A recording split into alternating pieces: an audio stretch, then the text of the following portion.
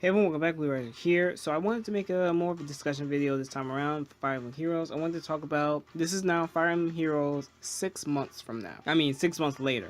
It's been 6 months since around that much since the launch of Fire Emblem Heroes. I want to talk about the new things they've added and how everyone feels about them. We're going to go over all the smallest changes. Hopefully I can get them all down. I might forget some, so if I do, leave it in the comments below.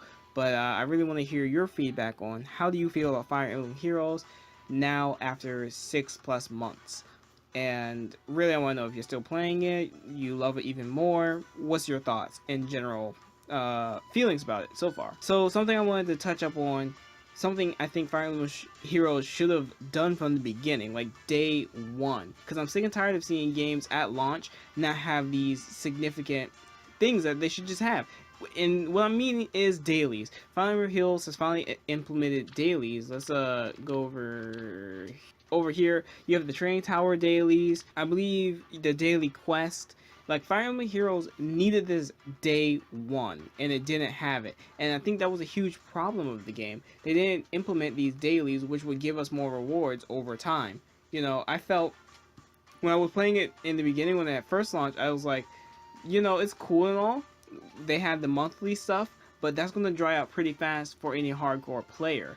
And now that they have meaningful dailies and even more quests all around, it feels better. It feels more rewarding to play Fire Emblem Heroes. Now, how much they give off for rewards is a different subject, but that's for a different time. Unfortunately, one thing that hasn't changed is friends. 6 months later, they're still useless. I already made a video about that yesterday, and then a video like 4 months ago, I believe.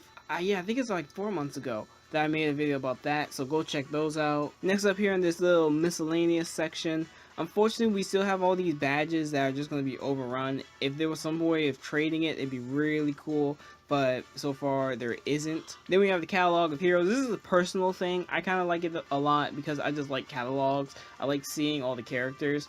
I wish you could play all their voice lines back to back, but it doesn't seem like there's a way to do that. When we click over here like Martha, I tap him, we don't really get anything. We can see his art and stuff like that, but I thought we would at least see his, at least hear his voice lines is what I'm saying. If we go here at level 50, you can see their confession scene. And if you guys haven't, I do a little spotlight video where I pretty much show off a level 40 character 5-star and show off their dialogues, their skill dialogue. It's really a dialogue exposition is what it is. So if you want to check that out, go ahead. I'll do it for every 5-star I get. I haven't done it in a while since it just kind of takes a while to put it all together. But I'm going to be putting out more of those sooner or later. So look forward to that. Next thing up is Hero Merit. I think one of the better things they've added, because feathers in the beginning of the game, you have to get 20,000 to upgrade the character to the next tier. I mean 4 to 5. And 20,000 is a hefty amount of feathers to get, but Hero Merit really does alleviate that. You can get 2,000 per character. I still think it should probably be a little bit more than that to justify the cost of a 20,000 feathers for a 5-star, but regardless, we have a way of getting more feathers, and it's through Hero Merit and it's through playing the game. Of course, I'm going to just normally agree with playing the game more should get you more. Hero Merit, perfect, it's a great idea. And then some small stuff here in the settings. We had, I believe it's continuous auto, and that's for modes where there's more than one map.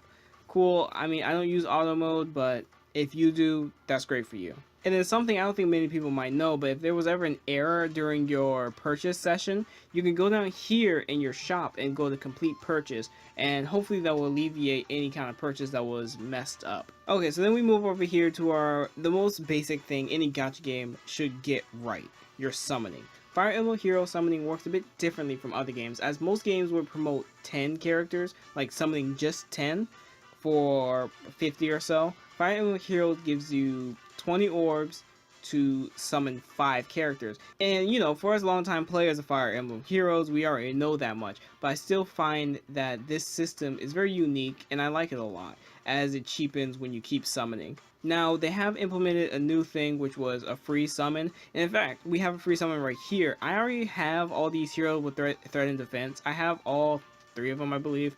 If we just check over here at details, we can check out the characters, which, yeah, I have all 3. So I really don't need them, but I guess let's go ahead and redeem a free one, just because. And whew, let's go for a green, I guess. Overall, I like it. Fire Emblem Heroes, the summoning thing hasn't really changed. I don't think there's a need for it to change.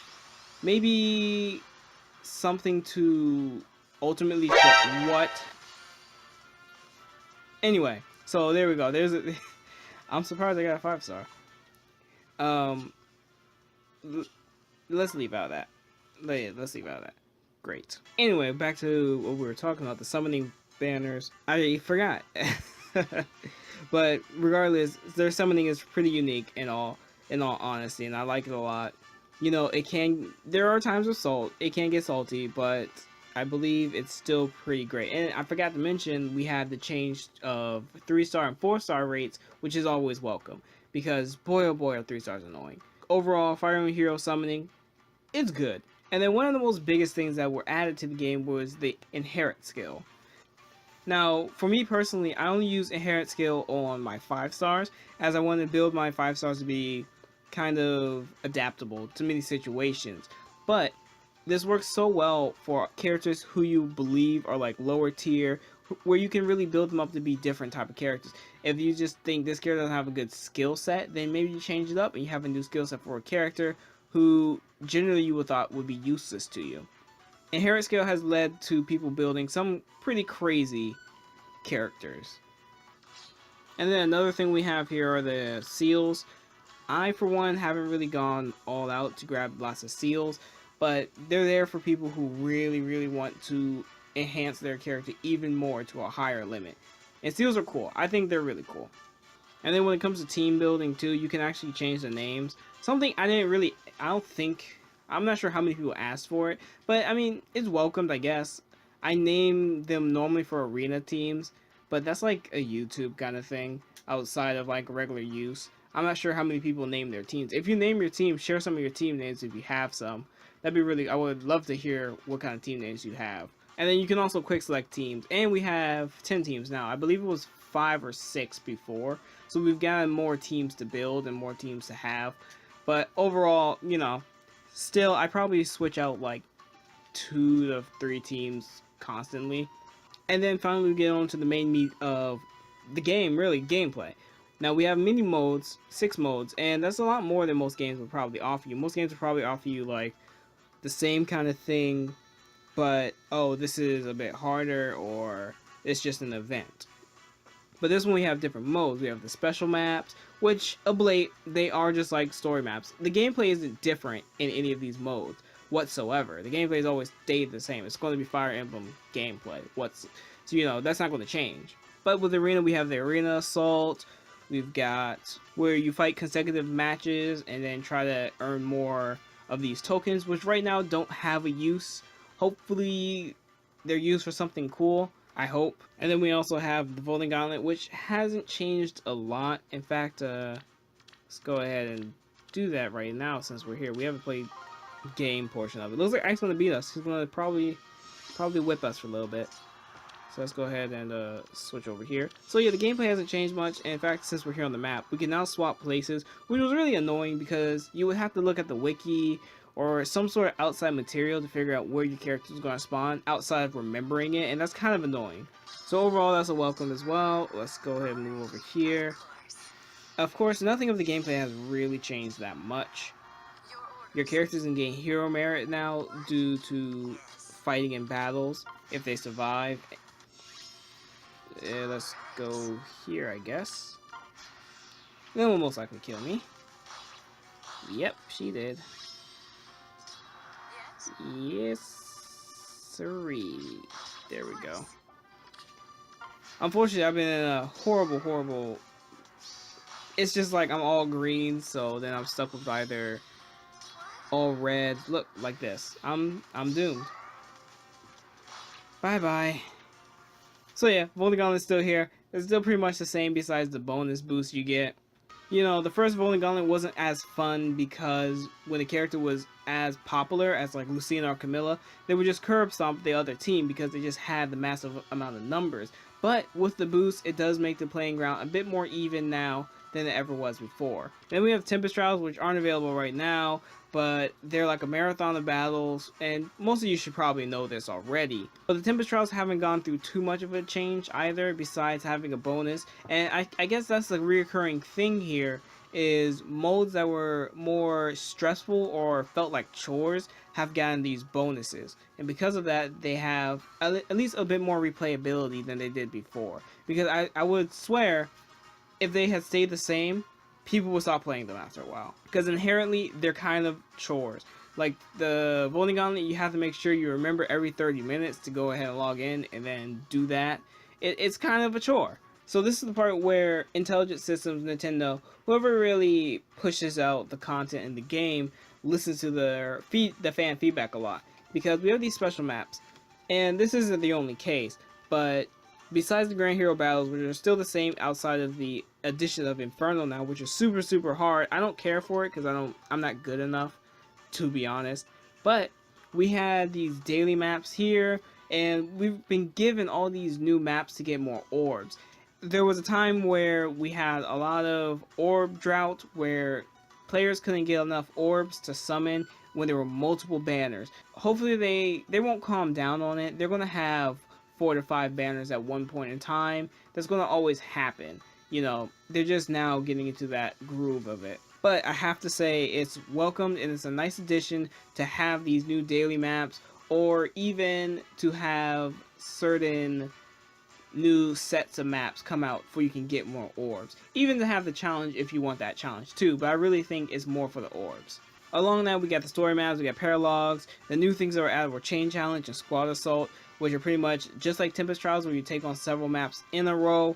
If that's your thing, it's your thing. For me, it is a bit more time consuming. Fire Emblem Heroes definitely is a micro game for me. I like taking it in small bite-sized portions. I like the small and quick maps that you can play outside of like a real Fire Emblem game where maps can last sometimes 30 minutes or even longer. Really, it's up to you and your taste on that. And then the training tower, I should say this is something I thought they should have added since day one, instead of me having to go all the way to the bottom, doing the starting stratum just to refresh the new one. You have this recycle button now. If I touch it, it changes it. It's like, this is what you needed for the longest time. It's perfect. It's absolutely perfect. And it's something I think they should have thought of in the beginning. Now, I understand sometimes maybe an idea hasn't come across as a company, but even then, it's like you guys have to throw in more ideas to yourself to, I don't know, just have more ideas in general, because this was something that should have been there day one. Should have been there. And that's really it. Tell me if I missed anything. I might have. Oh yeah, we have 99 stamina. We started off with 50, now we have 99.